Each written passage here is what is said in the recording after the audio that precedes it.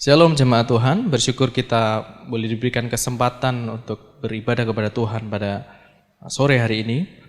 Bapak Ibu, kita akan mengakhiri tahun 2022 dengan sukacita, dengan penuh pengharapan kepada Tuhan. Untuk tema khotbah pada sore hari ini tetap dilanjutkan dengan tema penyertaan Tuhan sempurna. Ialah kita terus berharap dan memegang janji penyertaan Tuhan sampai memasuki tahun yang baru ataupun selama hidup kita. Mari kita akan bersama-sama berdoa sebelum kita akan mempelajari kebenaran firman Tuhan pada sore hari ini. Bapa di dalam surga, kami mengucap syukur oleh anugerah Tuhan.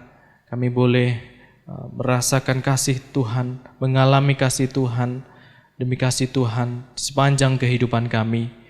Jika saat ini Tuhan kami boleh ada sampai saat ini pun karena penyertaan Tuhan, perlindungan Tuhan, dan pertolongan Tuhan. Terima kasih Tuhan untuk kesempatan sore hari ini kami boleh beribadah kepada Tuhan. Dan saatnya kami akan bersama-sama mendengarkan sabda firman-Mu. Biarlah Roh Kudus menguasai hati pikiran kami, mengurapi setiap kami, untuk kami boleh menerima firman Tuhan di dalam hati kami, pikiran kami, memperbarui hidup kami, dan memperbaiki pola hidup kami Tuhan. Terima kasih Tuhan, hanya di dalam nama Tuhan Yesus. Haleluya. Amin. Saya mengambil ayat dari Yesaya 41 ayat yang ke-10.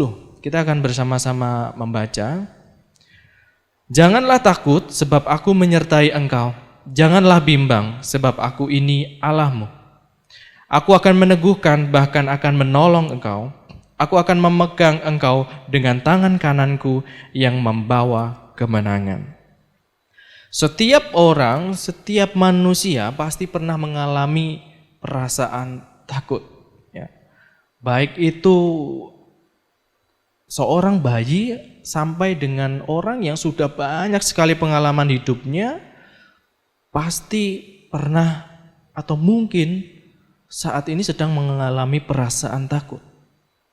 Nah, karena itu rasa-rasanya perasaan takut itu menjadi hal yang manusiawi dialami oleh manusia.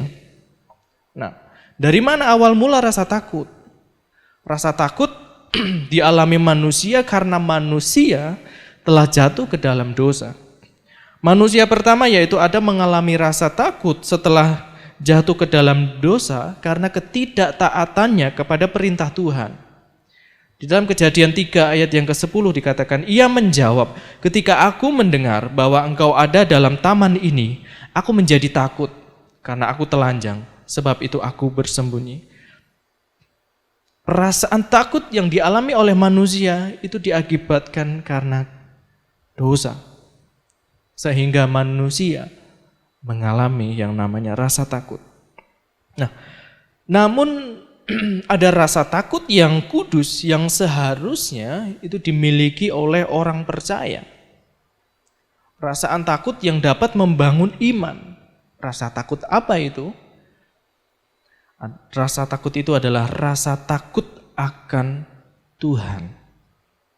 Nah, inilah yang menjadi landasan kita hidup di dalam penyertaan Tuhan yang sempurna. Penyertaan Tuhan bagi orang yang takut akan Tuhan. Nah, apakah artinya takut akan Tuhan? Ya. Apakah takut ini dalam artian ngeri seperti rasa takut terhadap ular, perasaan takut ketika berada di dalam kegelapan, ya, di ruangan yang gelap? Itu bukanlah perasaan takut yang kudus. Nah, takut akan Tuhan adalah perasaan takut yang kudus. Sehingga bukanlah dalam arti perasaan yang ngeri. Nah, kita akan mempelajari. Takut akan Tuhan itu memiliki 3 aspek pengertian. Yang pertama, dalam aspek kognitif atau pengetahuan, takut akan Tuhan itu pengenalan akan Tuhan yang hidup. Kesadaran akan kekudusan, keadilan, dan kebenarannya. Jadi aspek pengetahuan takut akan Tuhan adalah mengenal Tuhan yang hidup. Menyadari bahwa Tuhan adalah Tuhan yang kudus, yang adil dan benar. Nah, kemudian aspek yang kedua, aspek afektif atau sikap, yaitu sikap segan, kagum, dan hormat akan kekudusan, kemuliaan, dan kuasa Tuhan. Jadi kalau aspek yang pertama itu mengetahui. Mengetahui itu mengenal akan Tuhan yang hidup. Kemudian melalui sikap, karena mengenal Tuhan yang hidup, Tuhan yang kudus, Tuhan yang adil, Tuhan yang benar, kemudian menjadi sikap segan, kagum, dan hormat akan kekudusan, kemuliaan, dan kuasa Tuhan. Nah, tidak sedikit orang Kristen yang memiliki persepsi salah tentang sikap takut akan Tuhan. Ya. Bagi orang percaya, sikap takut akan Tuhan adalah bentuk penghormatan, bukan ngeri terhadap hukuman yang akan diterima. Jadi persepsi yang salah ketika takut akan Tuhan itu diartikan, oh Tuhan, aku takut dihukum Tuhan. Ya. Sehingga merasa ngeri ketika Tuhan akan menghukum. Tidak. Tetapi sikap takut akan Tuhan adalah sikap penghormatan setinggi-tingginya kepada Tuhan. Jadi orang yang percaya takut akan Tuhan bukan karena takut Tuhan akan murka, tetapi karena Tuhan, karena mengasihi Tuhan. Ya. Itu lahir dari hubungan pribadi dengan Tuhan. Nah, kemudian aspek yang ketiga adalah aspek konatif. Ini berhubungan dengan tindakan. Takut akan Tuhan juga muncul di dalam tindakan atau komitmen. Nah, di dalam aspek konatif ini, takut akan Tuhan itu ketaatan kepada Tuhan, melakukan segala perintah Tuhan, menjauhi dosa. Jadi tidak hanya cukup takut akan Tuhan itu secara kognitif. Oh, saya mengenal Tuhan yang hidup. Atau hanya sikap hormat saja. Tidak. Tetapi harus melalui komitmen juga untuk taat kepada Tuhan, melakukan segala perintah Tuhan, menjauhi dosa. Nah, bagi orang yang takut akan Tuhan, tak perlu lagi takut dalam menjalani kehidupannya. Karena janji penyertaan Tuhan bagi orang yang takut akan Dia. Di dalam Mazmur 34, nomor yang ke-8, malaikat Tuhan berkemah, kalau di dalam terjemahan bahasa Indonesia sehari-hari itu menjagai, di sekeliling orang-orang yang takut akan Dia, lalu meluputkan mereka. Malaikat Tuhan menjaga orang-orang yang takut akan Tuhan. Ya, orang yang takut akan Tuhan adalah mengenal Tuhan dengan benar, memilih sikap hormat kepada Tuhan yang kudus, kemudian berkomitmen untuk taat kepada Tuhan. Maka penyertaan Tuhan, penjagaan Tuhan akan senantiasa melingkupi orang-orang yang takut akan Tuhan. Nah, mengapa orang percaya tidak perlu takut akan kehidupan ini? Ya. Apa yang akan dihadapi? Karena pribadi yang berjanji untuk menyertai adalah Tuhan semesta alam, pencipta langit dan bumi. Di dalam Yesaya 40 ayat 27 dan 28, saya kutip di dalam bahasa Indonesia sehari-hari. Jadi Israel, mengapa engkau berkeluh kesah? Seolah-olah Tuhan Allahmu tak tahu engkau susah, seolah-olah Ia tidak mengindahkan nasibmu dan tidak memperhatikan hakmu. Masakan engkau tidak tahu dan tidak mendengar? Tuhanlah Allah yang kekal, yang menciptakan seluruh bumi. Ia tak pernah menjadi lelah atau lesu, pikirannya tak dapat diselami. Nah, pribadi yang berjanji menyertai orang-orang yang takut akan Tuhan adalah Allah Tuhan semesta alam yang menciptakan seluruh bumi yang kekal. Sehingga tidak perlu orang yang takut akan Tuhan untuk takut di dalam kehidupannya. Ya. Allah pencipta alam semesta itu adalah Allah yang transenden dan juga imanen. Allah pencipta alam semesta yang kekal itu seperti gambarannya kurang lebih seperti ini Bapak Ibu. Kita itu seperti lebih kecil mungkin dari butiran debu ya. Karena bumi aja alam semesta itu seperti gelas itu yang ada di genggaman tangan Tuhan. Maka kita bahkan sangat kecil sekali. Bahkan mungkin masalah yang kita hadapi. Artinya apa Bapak Ibu? Allah yang pencipta alam semesta, yang menggenggam alam semesta itu dalam genggaman tangannya, itu Allah yang menyertai kita. Luar biasa, puji Tuhan. Tuhan kita adalah Tuhan yang transenden dan juga imanen. Nah, Tuhan yang transenden ini mengetahui segala masa yang telah terjadi, yang sedang terjadi, dan yang akan terjadi. Melampaui segala akal, melampaui ruang dan waktu, karena Allah di luar ruang dan waktu, karena ruang dan waktu ada karena Allah transenden. Sehingga Allah mengetahui segala masa yang telah terjadi, yang sedang terjadi, dan yang akan terjadi. Itulah pribadi yang berjanji menyertai kita. Orang yang takut akan Tuhan. Jadi untuk apa kita takut?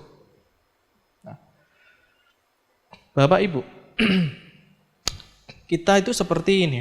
Ketika kita ingin menuju ke suatu tempat, gitu ya, kita nggak bisa melihat jarak sesungguhnya, apa yang ada di depan sana, gitu ya. Di lalu lintas yang jalan ini, jalan A, itu seperti apa, padat atau tidak. Nah, ada sebuah aplikasi yang baik, ya.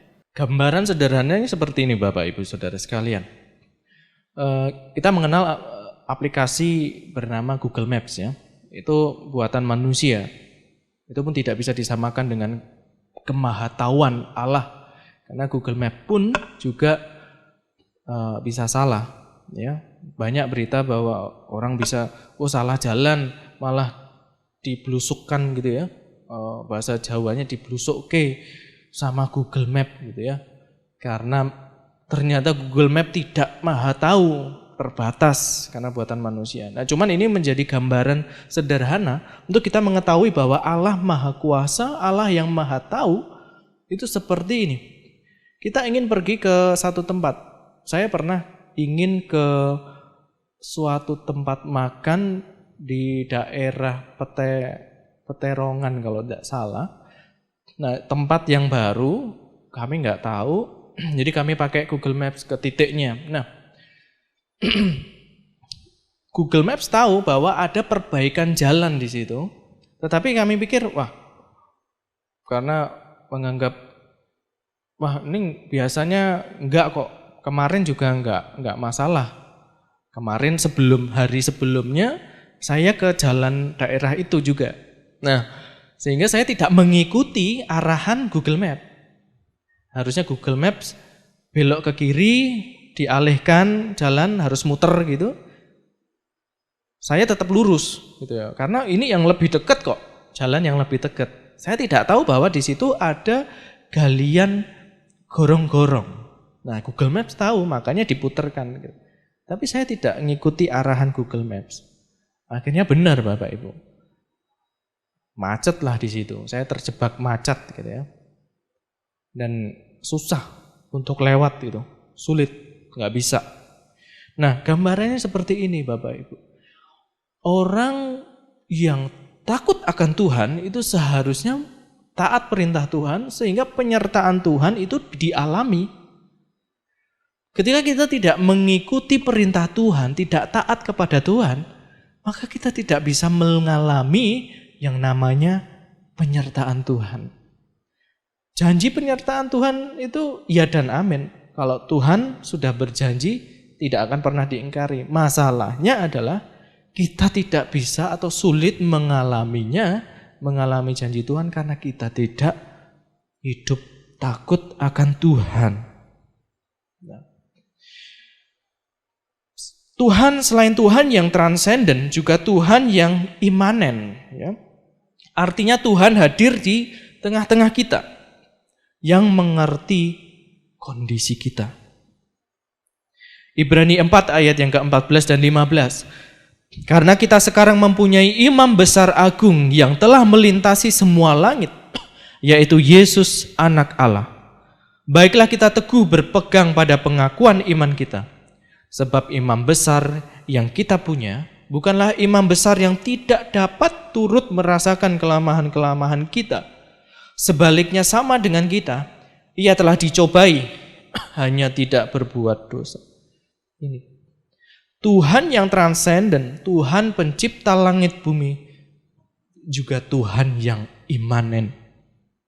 Sang firman itu menjadi manusia, merasakan kelemahan-kelemahan kita, mengerti apa yang kita alami. Kondisi yang kita alami, Tuhan mengerti. Karena Tuhan pun pernah mengambil rupa menjadi seorang manusia dan kemudian naik ke surga.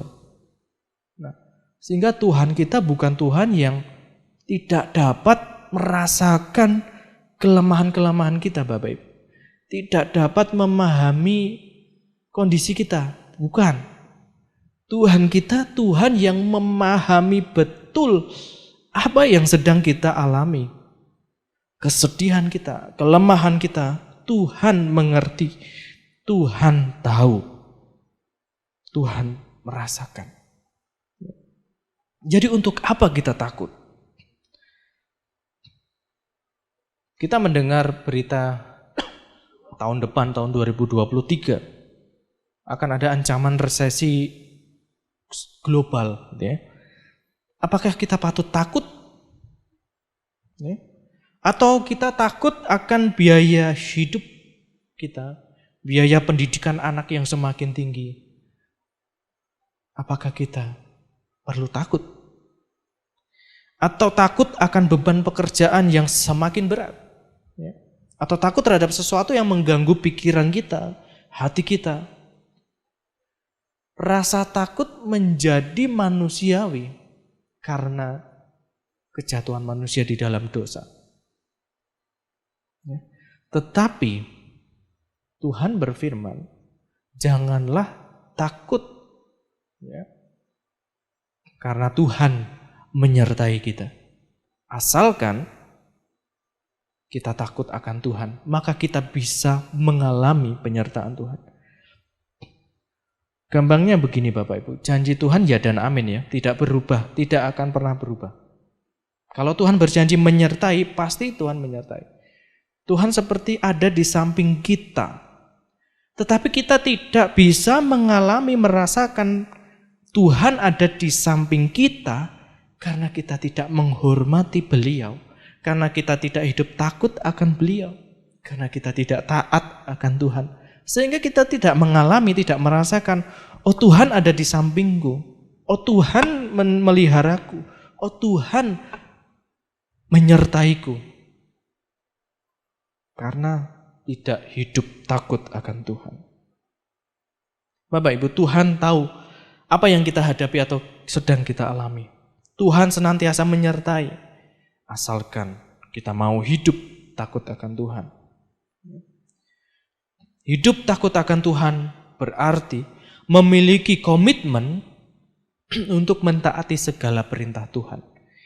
Inilah yang membuat kita mengalami penyertaan Tuhan secara sempurna. Yang berikutnya Bapak Ibu, saya hanya 2 poin saja. Poin yang kedua, yang terakhir, Penyertaan Tuhan justru sempurna ketika dalam kondisi yang sulit. Tuh.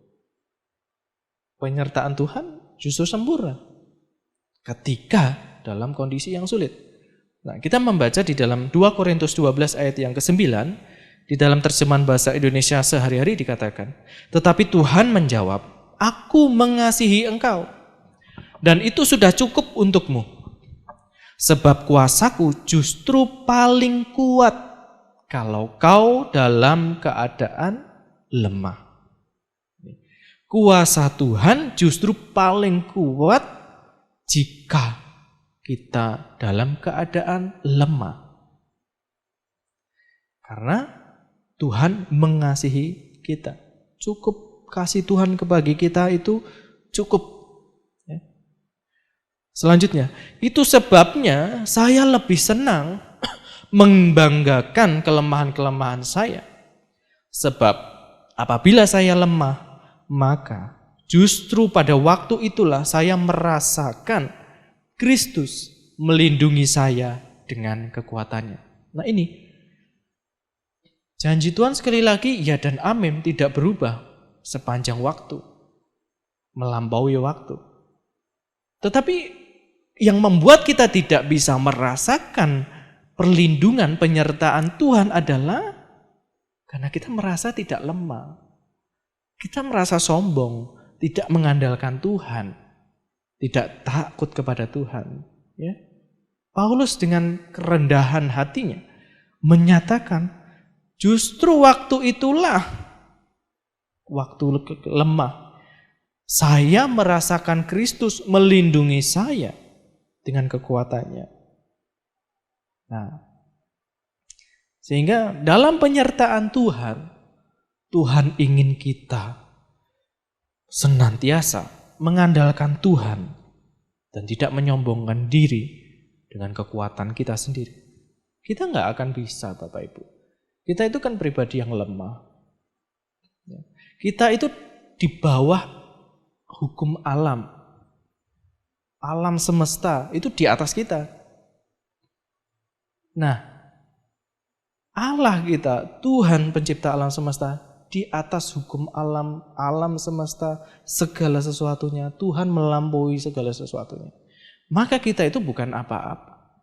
Tidak ada apa-apanya. Di dalam menjalani kehidupan ini sedih, kita itu nggak bisa apa-apa sesungguhnya jika tanpa pertolongan Tuhan. Kita bisa bekerja itu karena kasih Tuhan, karunia Tuhan. Kita diterima di suatu pekerjaan itu karena pertolongan Tuhan. Bukan karena kita sendiri, Bapak Ibu. Kita bisa melayani Tuhan, yaitu karena Tuhan pun kasih karunia Tuhan. Bukan karena kita hebat, bisa main musik, bisa nyanyi dengan suara bagus. Kalau Tuhan tidak menghendaki, kita nggak akan bisa terlibat di dalam pelayanan, Bapak Ibu. Jadi segala sesuatu yang kita dapatkan, kita bisa lakukan, itu karena Tuhan. Sekali lagi, itu karena Tuhan. Jadi tidak sepatutnya kita menyombongkan diri. Justru ketika kita menyombongkan diri, kita mengabaikan janji penyertaan Tuhan. Jadi kalau orang Kristen ya ngomong, aduh mana janjimu Tuhan? Kok ini sulit, saya susah mencapai target dalam pekerjaan saya. Waduh Tuhan, bisnisku kok rasanya seret gitu ya. Pertanyaannya, apakah selama ini kita hanya mengandalkan kekuatan kita? Atau kita mengandalkan Tuhan yang membuat kita sulit merasakan penyertaan Tuhan? Janji Tuhan ya dan amin. Tuhan ngomong menyertai, pasti akan menyertai. Tapi masalahnya kita tidak melibatkan Tuhan seringnya. Kita merasa kuat. Kita tidak mengakui kelemahan kita di hadapan Tuhan. Sehingga kita tidak merasakan Kristus melindungi kita. Konsep mengandalkan Tuhan bukan berarti kita pasif, Bapak Ibu.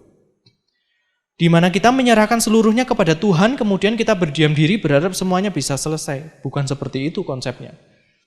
Jadi konsep mengandalkan Tuhan itu bukan berarti kita berdiam diri, ya sudah. Oke, kalau begitu aku tak mengandalkan Tuhan. Udah diam aja. Besok harus seperti apa? Diam aja. Enggak ngapa-ngapain. Sikap pasif. Bukan seperti itu. Kemudian berharap, wow beres gitu aja. Konsep mengandalkan Tuhan bukan demikian Bapak Ibu. Konsep mengandalkan Tuhan itu adalah tindakan aktif. Di mana kita melakukan bagian kita dengan sikap hati percaya kepada bahwa Tuhan menolong dalam menghadapi sesuatu. Inilah konsep mengandalkan Tuhan yang sebenarnya. Salah ketika kita memiliki konsep, wah aku mengandalkan Tuhan, kalau gitu aku pasif aja, aku diam aja biar Tuhan yang bekerja. Nah, aku penonton begitu ya. Bukan. Mengandalkan Tuhan merupakan tindakan aktif di mana kita melakukan bagian kita dengan sikap hati percaya bahwa Tuhan menolong dalam menghadapi sesuatu. Nah, itulah konsep mengandalkan Tuhan. Kalau kita kembali mengingat khotbah malam Natal dan perayaan Natal, di mana di situ disinggung bagaimana Tuhan menyertai gereja kita GKRI Roti Hidup. Nah, mengandalkan Tuhan di mana? Kita aktif. Apa yang bisa kita kerjakan, bisa kita lakukan bagi pekerjaan Tuhan di gereja kita ini? Bukan terus pasif jadi penonton. Ya sudah, ngikut aja. Aku tak lihat aja. Sudah minggu ke gereja, gerejanya ditutup, ya sudah ngikut aja. Pasif, tidak ingin terlibat di dalam apa yang bisa kita berikan kepada gereja Tuhan, mendukung pelayanan pekerjaan Tuhan di gerejanya ini. Enggak seperti itu. Mengandalkan Tuhan bukan pasif ya, tetapi aktif. Apa yang bisa kita lakukan, apa yang kita bisa berikan, apa yang bisa kita kerjakan bagi pekerjaan Tuhan di GKRI Roti Hidup. Bukan menjadi penonton saja Bapak Ibu. Tuhan inginkan kita bekerja sama dengan beliau. Tuhan ingin kerjasama. Kita lakukan bagian kita, Tuhan akan lakukan bagiannya. Kita ambil contoh kisah bagaimana mujizat Laut Merah terbelah itu terjadi dengan Musa mengulurkan tangannya ke atas laut. Jadi Musa enggak berdiam diri menunggu gitu ya, enggak. Tuhan inginkan kerjasama yang indah di dalam kasih Kristus. Jadi Musa mengulurkan tangannya, maka mujizat Tuhan berikan. Mujizat air keluar dari gunung batu di Horeb terjadi dengan Musa memukulnya dengan tongkat. Bukan terus Musa diem aja, menunggu airnya keluar gitu ya. Enggak. Tuhan menyuruh memukul, ya pukul. Ikuti perintah Tuhan. Dia melakukan tindakan aktif, bekerja sama dengan Tuhan untuk mujizat Tuhan turun atas kehidupannya. Nah, Bapak Ibu, saya mau ambil contoh seperti ini Bapak. Kita itu seperti anak yang ingin bisa naik sepeda begitu ya. Awalnya orang tua pasti akan memberikan sepeda roda 4 begitu ya. Jadi sepeda biasa 2 roda, kemudian roda bagian belakang diberikan roda penyangga supaya anak itu tidak jatuh. Nah, kemudian apa yang dia lakukan? Untuk melatih keseimbangan, sudah ngayuh nih, sudah latihan mengayuh. Sekarang melatih keseimbangan gitu ya. Dilepaslah kedua roda penyangga yang ada di belakang. Wah, pasti takut jatuh. Tetapi seorang anak itu akan melihat, oh, orang tuaku, ayahku ada di belakangku, memegang sadel atau punggungku supaya aku tidak jatuh, supaya aku ada dorongan gitu. Nah, kerjasama yang baik terjadi ketika sang anak pun juga mau mengayuh. Enggak hanya takut, diem aja pasif akhirnya. Udah aku takut, enggak ngayuh, hanya ingin didorong aja sama ayahnya.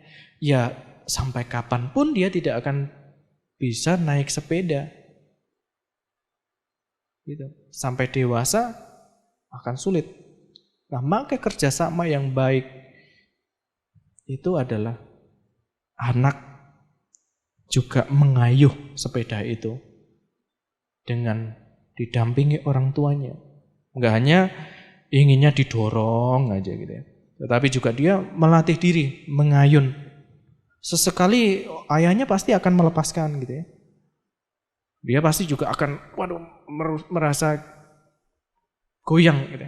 Dia akan berusaha. Ketika mau jatuh, ayahnya akan menopang dia, didorong lagi, dipegangi. Kalau sudah agak stabil, dilepas lagi. Sang anak juga gitu. Beberapa kali sampai akhirnya anak itu bisa dengan stabil mengendarai sepeda. Nah, itulah konsep penyertaan Tuhan. Tuhan ingin kerjasama dengan kita. Tuhan ingin kita mengandalkan Tuhan secara benar. Kita pun harus aktif. Ya. Orang yang mengandalkan Tuhan akan mendapat kekuatan dari Tuhan. Menjadi pribadi yang tangguh, tidak mudah menyerah dengan keadaan. Ya. Jadi penyertaan Tuhan itu berkaitan dengan kekuatan dari Tuhan yang diberikan kepada kita. Untuk kita bisa menghadapi hidup ini dengan penuh pengharapan. Ya. Tetapi orang yang mengandalkan Tuhan akan mendapat kekuatan baru. Mereka seperti burung Raja Wali yang terbang tinggi dengan kekuatan sayapnya. Mereka berlari dan tidak menjadi lelah. Mereka berjalan dan tidak menjadi lesu.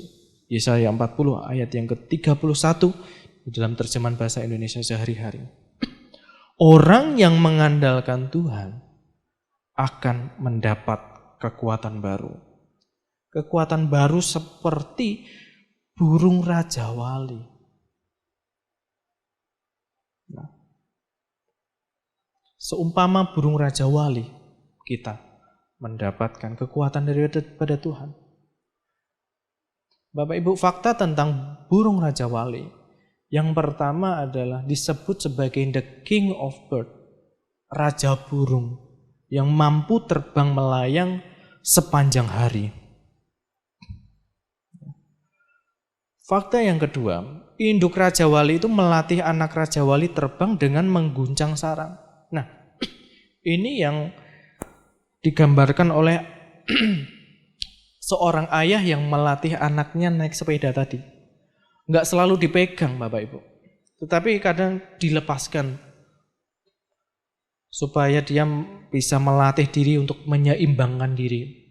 Bukan berarti orang tuanya tidak menyertai dia, tidak mengasihi, tidak.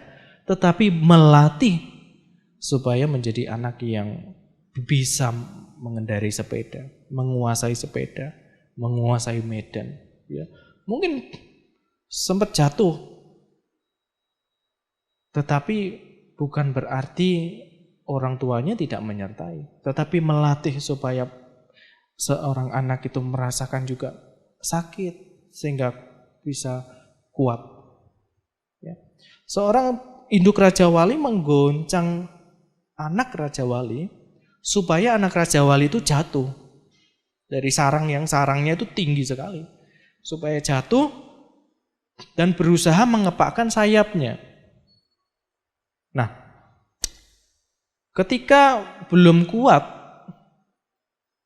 pasti semakin jatuh kan. Sebelum mengenai tanah, induk Raja Wali itu sudah membopong gitu.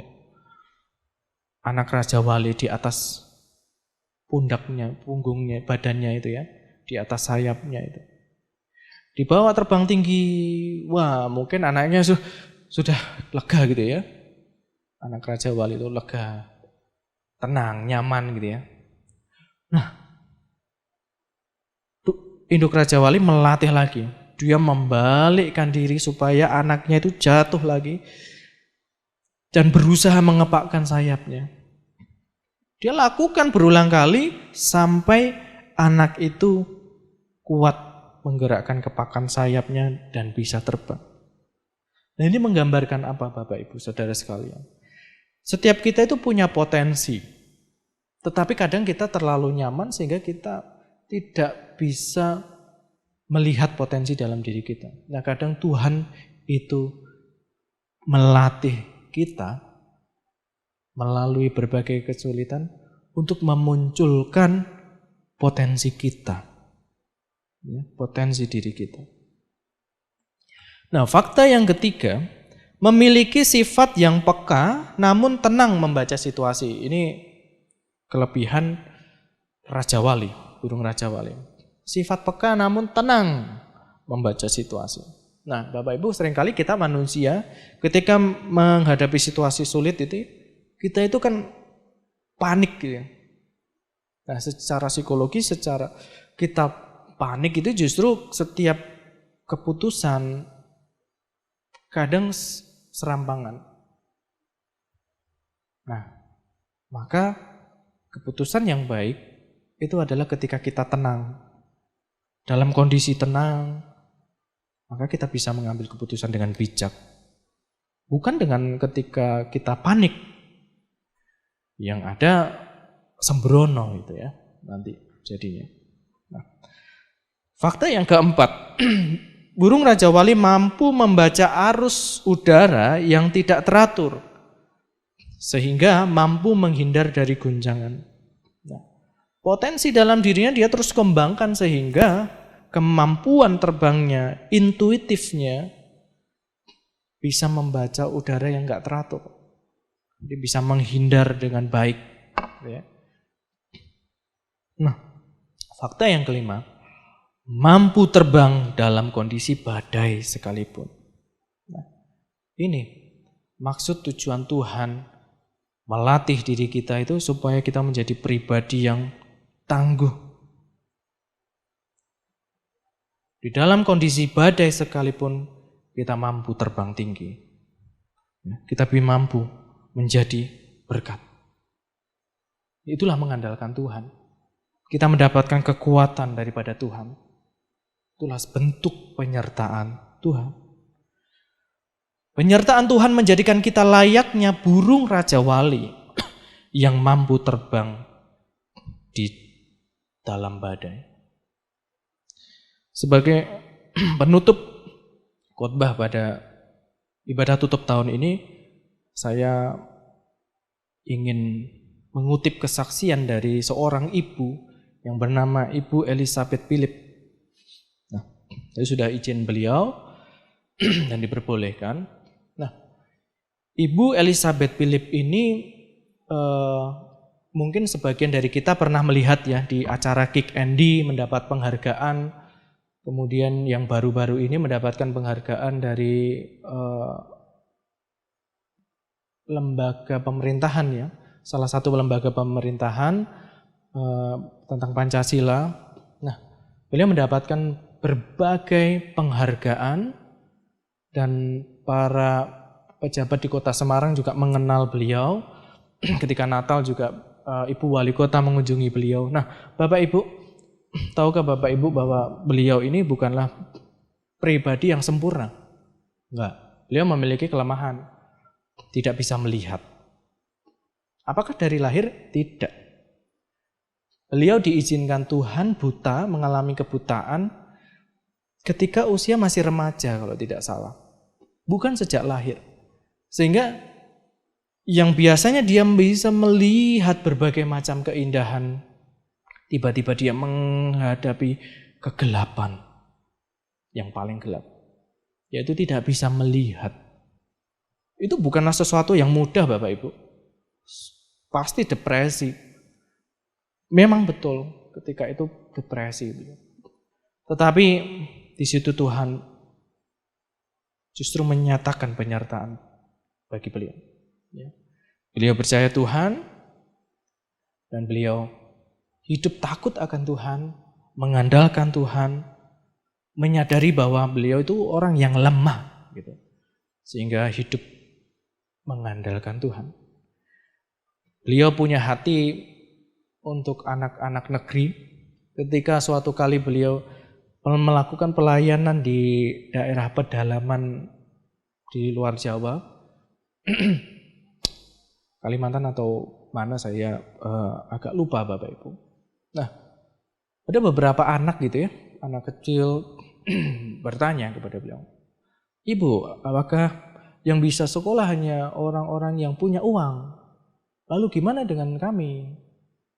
Dan dari situlah Tuhan berbicara kepada beliau, memberikan visi untuk membangun sebuah sekolah swasta ya Bapak Ibu. Nah, untuk anak-anak luar Pulau Jawa yang sulit mendapatkan akses pendidikan. Ya. Nah, beliau hanya bermodalkan uang 10 juta. Bangun sekolah mengandalkan uang 10 juta. Hanya ini, maksudnya maaf, bukan mengandalkan uang 10 juta. Hanya dengan modal uang 10 juta. Tetapi beliau benar-benar mengandalkan Tuhan. Beliau benar-benar sadar bahwa Tuhan menyertai beliau. Walaupun banyak pendeta-pendeta menyaksikan visi beliau ya untuk membangun sebuah sekolah gitu ya, yang berbeasiswa. Banyak yang pendeta-pendeta yang menyaksikan, yang meremehkan. Maksudnya wah apa ya bisa sih? Donaturnya siapa? Ya. Nanti gimana operasionalnya? Bisa nggak sekolah lo ini? Dunia pendidikan lo ini, apa yang bisa gitu ya? Tetapi beliau tetap memandang kepada Yesus, memandang kepada Tuhan, mengandalkan Tuhan. Dan puji Tuhan, sampai saat ini dari tahun 2011 sebuah sekolah swasta berbeasiswa penuh bisa didirikan sampai saat ini untuk hormat kemuliaan nama Tuhan. Bapak Ibu, apapun kondisi kita, jangan kita itu terlena dengan kelemahan kita. Jangan kita mengandalkan diri kita, kita lemah.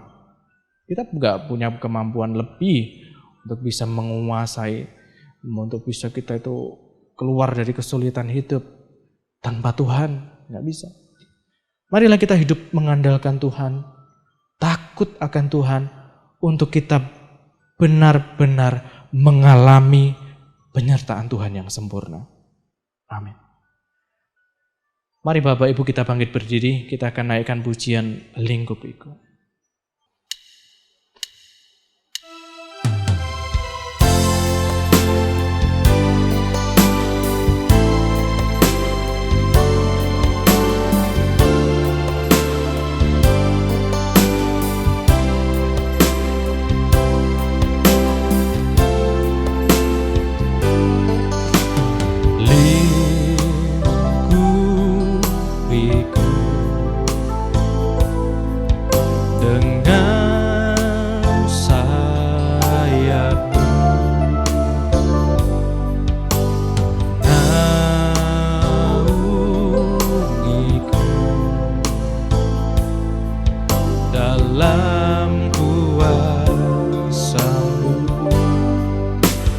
Di saat badai bergelora,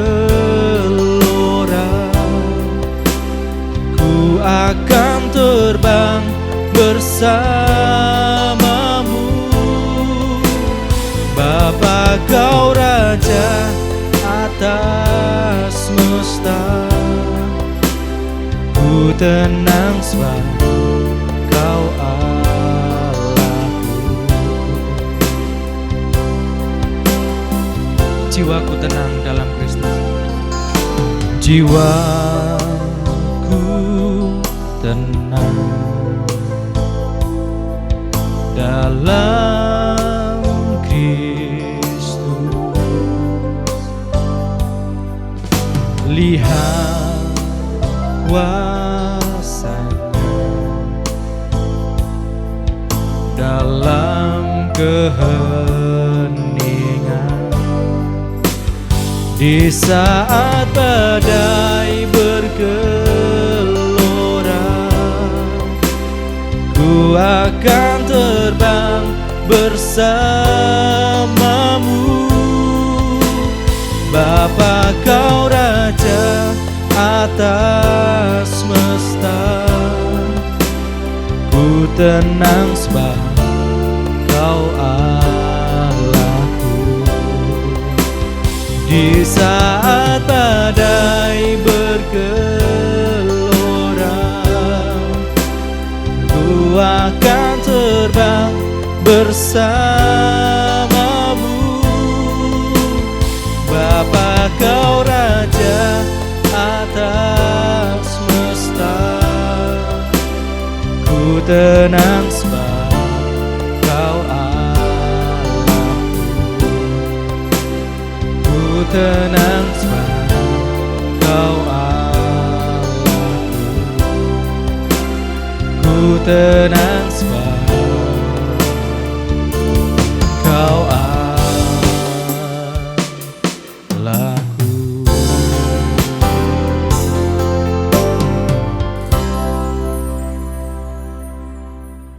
Bapa di dalam surga, kami mengucap syukur untuk firman-Mu pada sore petang hari ini Tuhan. Biarlah firman-Mu menguatkan kami, mengingatkan kami, menegur kami, menghibur kami. Untuk kami senantiasa memegang janji penyertaan-Mu bagi kami Tuhan. Tetapi biarlah hidup kami senantiasa takut akan Tuhan, menyadari bahwa Tuhan Allah yang kudus, yang mulia. Sehingga kami mau untuk taat kepada Tuhan, hidup mengandalkan Tuhan. Dan biarlah melalui itu semua Tuhan, kami boleh merasakan, kami boleh mengalami penyertaan Tuhan di dalam kehidupan kami. Bapa di dalam surga, kami serahkan untuk tahun yang baru nantinya Tuhan. Berbagai macam kesulitan, tantangan yang kami tidak tahu dan mungkin Tuhan akan izinkan kami lalui dengan penyertaan pertolongan Tuhan. Dan biarlah kami mau hidup terus mengandalkan Tuhan, taat kepada Tuhan. Terima kasih Tuhan, biarlah Roh Kudus terus mengingatkan kami, menguatkan kami. Hanya di dalam nama Tuhan Yesus kami berdoa dan mengucap syukur. Haleluya. Amin.